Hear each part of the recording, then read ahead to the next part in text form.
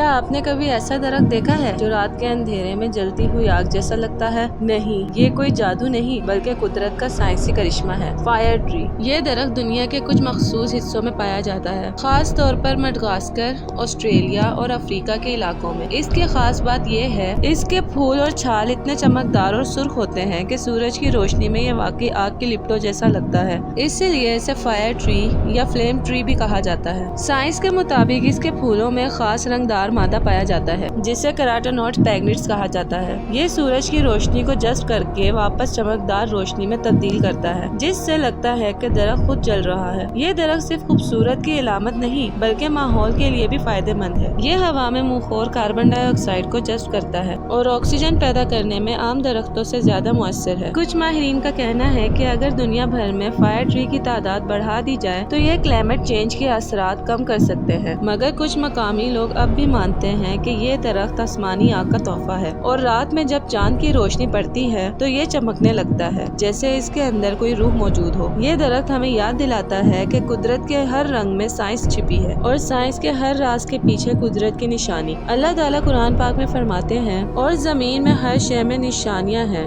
ان لوگوں کے لیے جو یقین رکھتے ہیں۔ کبھی کبھی فطرت میں موجود آگ دراصل روشنی کی علامت ہوتی ہے جو ہمیں یہ بتاتی ہے کہ زندگی جل کر بھی روشنی پھیلانے کا نام ہے۔ اگر آپ کو یہ ویڈیو پسند آئی ہو تو لائک، شیئر اور سبسکرائب کرنا نہ بھولیں۔